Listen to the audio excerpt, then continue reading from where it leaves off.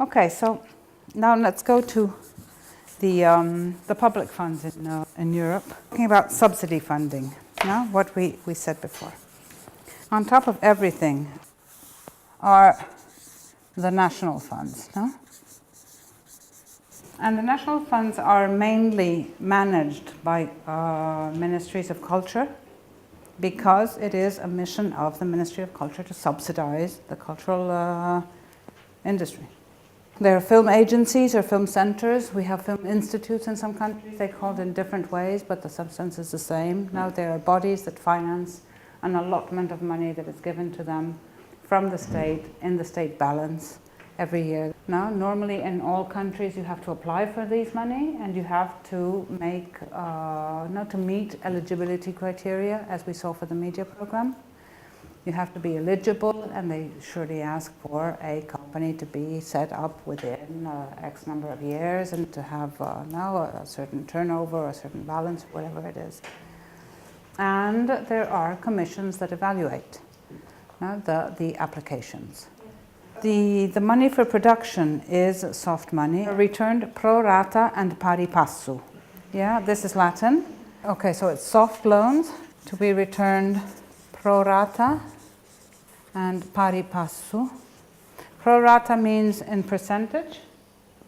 So if the producer has invested 50% of the budget of the film through the public fund, and the rest comes from distribution, TV sales, whatever it is, the percentage of the budget is the one we need to give back to the fund. So in the percentage it has invested, and pari passu means with the same step, at the same time as the others recoup. So let's say that 50% is the public national fund. 30% is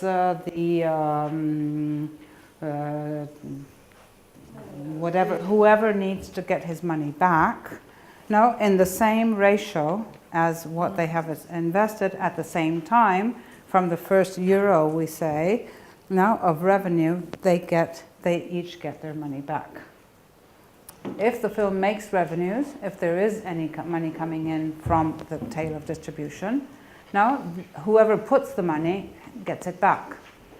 But until it reaches the amount it has given you, the state will not make profit on your film. It will recoup its money, and then it goes to the producer, it goes to the other investors that have not recouped their money yet. Until you recoup your money. What the national funds do, what they finance, is normally from a minimum of 25% of the film to a maximum of 100%. I mean, in Italy, for example, the public fund finances up to 50%.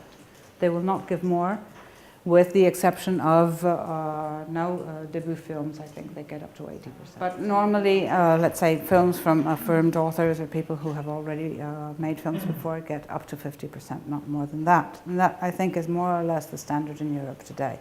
So the other 50% is up to the producer to put together with other sources. There is a link here on public funds set up by the Council of Europe. It's called Corda, with a K, that includes all the public funds in Europe, divided by national, regional, all the possibilities you have. You see an organization by type. Are they funding bodies or bank or credit institutions? By country, by level. Supranational means a fund that goes over the countries, like Eurimage, for example. Non-European national community. You see here in the search you can look for different kinds of funds and what they fund here on the right. So if you were looking for something in Albania that is funding screenwriting, you would go and check on this database what kind of fund is available. This is obviously of a certain interest for you directly, but if you are having relationships with other countries, it's important for you to know what the possibilities are in those countries. And so if the producer tells you that he cannot do this, or there is and you can obviously investigate, and if you study a little bit beforehand, it's interesting to know what possibilities there are. There's something that I wanted to show you, I find particularly interesting, and it's very new, Olfi. It's a database that has been set up by a company in France, and it's supported by the media program, the creation of this database.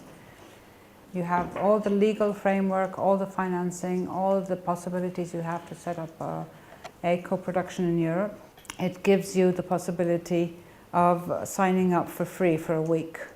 Now, so you have a trial of a week to go into it and see how it works and explore it and download the essential information that you may be interested in. And you see it has the news down here on the right. It's talking about now what's happening with the crowdfunding, for example, what's going on now in the European Union, and how is the European Commission facing this the new market.